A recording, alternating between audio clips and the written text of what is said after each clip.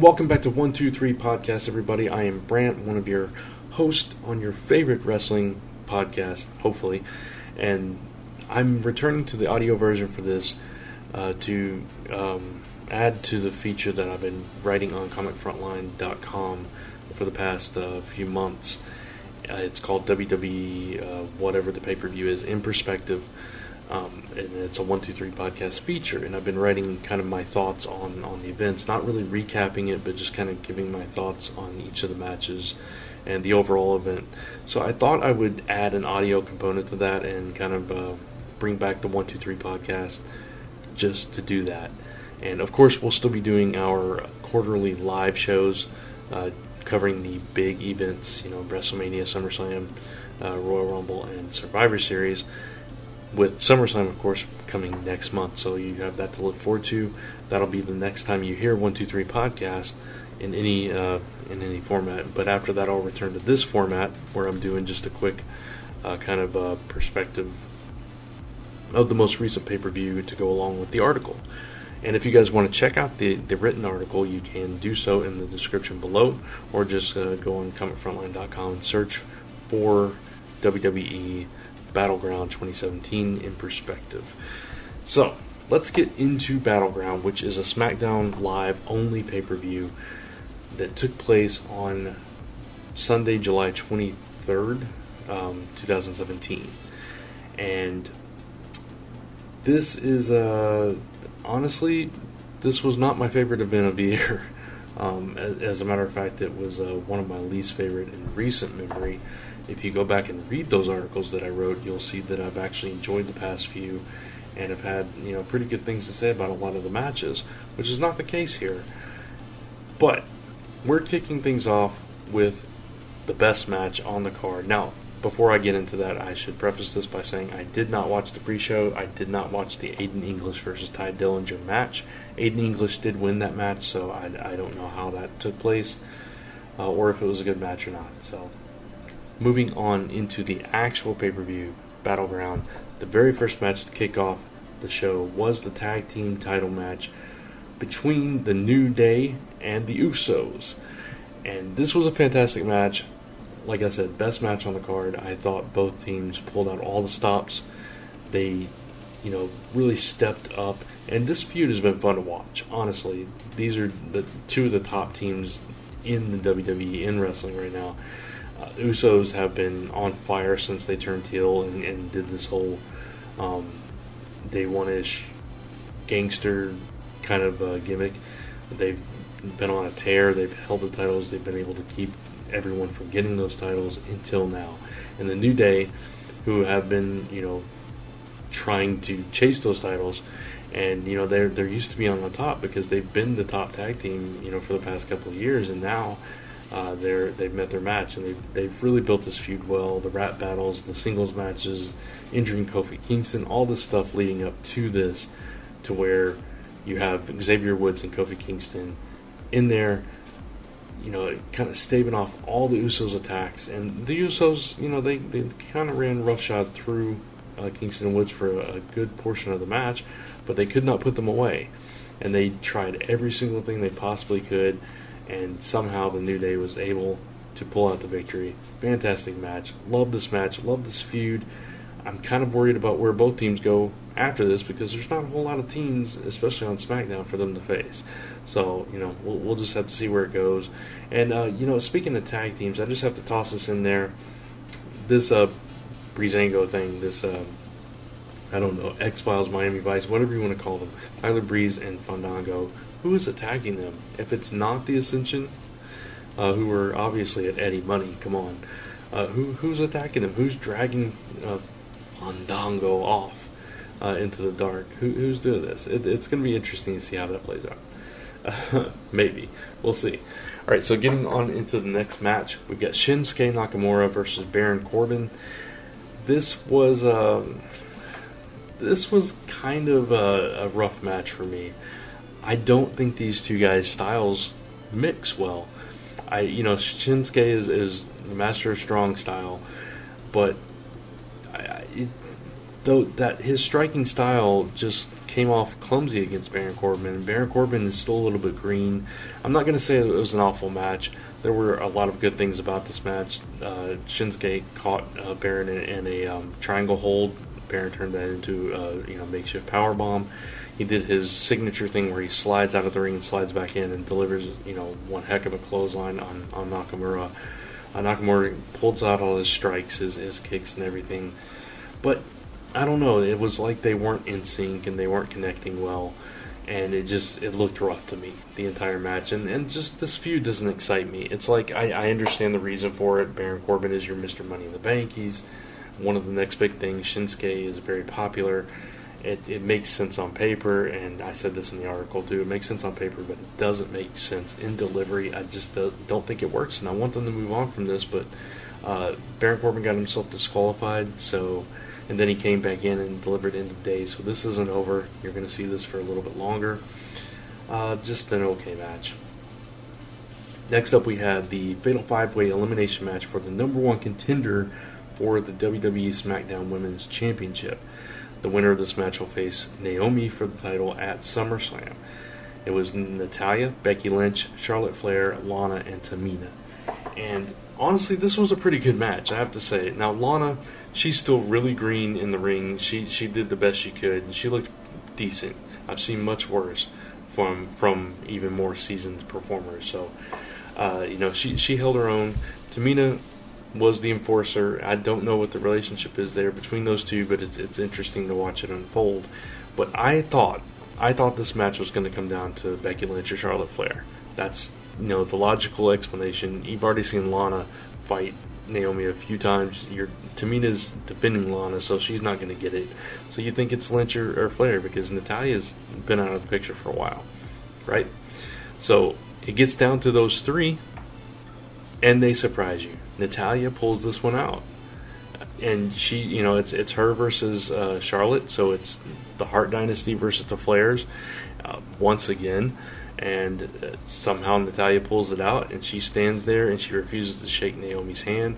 I thought this was fantastic. I love the way this played out. They swerved us. These ladies are very talented in the ring. Lana's getting there, and I think this is going to make one heck of a match at SummerSlam between Naomi and Natalya. And, Naomi commented during the match, she was at the announcer's table, that she had never fought Naomi one-on-one. So this is going to be their first meeting. It's going to be for the title. And maybe Natalya gets one more run. All right, so next up we have the United States Championship match. Kevin Owens versus AJ Styles. AJ Styles winning the title in Madison Square Garden in a non-televised house show. And this is the rematch. So usually these two put on really good matches. They complement each other well. They have a contrasting styles. This, no pun intended, this match I felt was a little clunky. I didn't think they were quite in sync. The match felt a little bit rushed to me. AJ Styles, one of my favorites of all time. I think he's fantastic. Kevin Owens, I think, has been on a downhill slide. I don't think he's been. I won't say he's been phoning it in. He looks, in better shape than he has. But at the same time, it doesn't feel like the same guy that debuted on Raw and beat John Cena. It just doesn't feel like that guy. It doesn't even feel like the guy that turned on Chris Jericho. It just feels like Kevin Owens light. And here, even though he pulled out a few cool things, it was cool to see the crossface implemented by both of them. It's still, I don't know, it didn't feel like one of their best matches. It felt like it was rushed, and the ending, which I assume was supposed to come off as controversial, just came off like AJ was sleeping and got caught. That's what it came off as, and I didn't like the way that went down. So Kevin Owens is your United States champion again, and where do you go from here? Really, I don't understand. I want both of these guys to move on, but AJ Styles is going to chase that title. Because what else is he going to do? Is he going to go after Jinder Mahal? No. So that's what you have to do. So I don't know. We'll have to see how it plays out from here. So here is my my complaint, my rant of this pay-per-view. John Cena versus Rusev in a flag match. Good old-fashioned 1980s flag match. 1980s wants their gimmick back. Trust me, we don't want it in 2017. I didn't like this match. Wrestling-wise, it was okay, but it was typical John Cena. He gets beat down for most of the match, and then all of a sudden, miraculously, he has all the energy in the world and just pops up like nothing has affected him at all, and wins and just kind of cheers. And then, he falls down to his knees at the end. It's dumb. He doesn't know how to play it. He never has. And I'm not a John Cena basher. I actually like the guy. I think he was really solid in the first half of his career. I think he's had some bright spots here and there, but the guy just doesn't sell properly. He thinks it's okay to be like just beat up, and then all of a sudden he's the Hulk, and he pops up, and no pun intended, because Hulk Hogan did it, but Hulk Hogan would build up. He'd like shake himself into a flurry, and then he's back on top, but Cena is just like, I'm so hurt, oh, I'm not hurt at all, I beat you, and now I'm hurt again, and it doesn't work, and I hate it. And beyond that, there's this gimmick of the USA versus the evil bad foreign heel character, and in 2017, this kind of match just doesn't make sense to me. And John Cena comparing this victory to all the victories that the United States has had, and all the terrible things we've overcome, and how the flag flew high then, and he'll make the flag fly high again. It was in bad taste for me, and I didn't like it. So I didn't like this match going in, and I didn't like it at all. So I don't like this feud. So there you go. That's my thoughts on that. John Cena won. Filler match between this one and the other one, featuring a United States athlete versus a big bad foreign heel. We have Sami Zayn versus Mike Kanellis, and I said this in the article too, and I don't want to rehash completely, but Sami Zayn, tell me what the appeal is here. Honestly, tell me what the appeal of Sami Zayn is. I don't get it. I think he's overrated. I don't like his style in the ring. I don't think it fits who he is as a performer. I don't like his personality backstage. I don't like the guy. He's boring to me, and I don't get it. Now, Mike Bennett / Kanellis, he hasn't really impressed me either. I do appreciate the fact that Maria is back in the WWE, and she brought her husband along with her, and he's getting a shot. I think that's pretty cool. I think his right hand that he delivers looks really good, but everything else he does in the ring is just kind of boring. This Power of Love thing hasn't really gotten over with the fans yet, and I don't know if it's going to. So I don't know where you go with this guy from here, but this match was totally boring. Mike Kanellis did all his signature stuff and still got beat. And by Sami Zayn at that. And I don't get it. So this was not my favorite match on the card either. This is probably my least favorite, actually, even below the Cena Rusev match. So finally, we have the World Heavyweight Championship in a Punjabi prison match. Randy Orton versus Jinder Mahal, the champ. Now, Jinder Mahal, I've been very vocal about how I don't see him as a champ, and don't see him at that level, like, ever. I don't get it. I don't understand it. I do understand from a marketing perspective, trying to get into different markets and things like that. So I get that. I get the reasoning behind it. I don't buy it.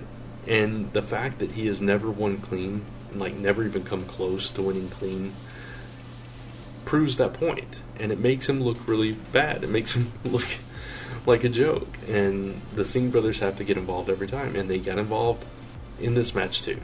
Even though they were locked in that inner cage, once they got out of that inner cage, there were the Singh brothers.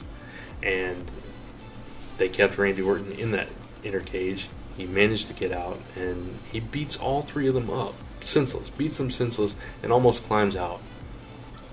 And who shows up? Surprising absolutely no one, the Great Khali. honestly, I saw this coming 10 miles away. It's, it makes sense. You've only had 2 Punjabi prison matches prior to this, and they both involved the Great Khali. Of course, the Great Khali is going to come get involved. So it took 4 guys to beat Randy Orton, and it made them all look very weak. Now, the Punjabi prison match, it was okay. The actual, fighting inside the cage, it was a fun match to watch. It's a spectacle. But the finish, it was predictable. It made Randy Orton look really strong, but at the same time, it was just like, this is your champ. And I get it. It's a classic heel thing. Get as much help as you possibly can, but sometimes you got to show that you can actually go. And Jinder Mahal has yet to do that. So, Jinder Mahal retains. He escaped the cage, and he is still your champ. So overall, I did not really enjoy this pay-per-view that much. Like I said, my favorite match was the New Day versus the Usos, and it kind of went downhill from there. The Punjabi prison match, I liked watching just for the spectacle of it, but I don't buy this feud. It's just, I don't know. Whatever. This was not the best pay-per-view, but they can't all be winners. The past few, I feel, have been really strong, both Raw and SmackDown ones. But this kind of worries me where SmackDown goes from here. So we'll just have to see. Now we have, some feuds heading into SummerSlam. And hopefully after that we'll reset and shake things up a little bit. And, it'll get exciting again. So those are my thoughts on WWE Battleground 2017. And that's going to wrap it up for this episode of 123 Podcast. Hope you guys enjoyed it. If you did, please let me know. And go check out the articles on comicfrontline.com as well. And join us for SummerSlam. As far as I know, we're going to do our usual live commentary over SummerSlam next month. If that changes, I'll let you know, and I'll just continue doing the in perspective articles and now this audio component to it as well. So until next time, check out all the other content here on Comic Frontline and on Zone 4, and we'll see you in the very next episode of 123 Podcast.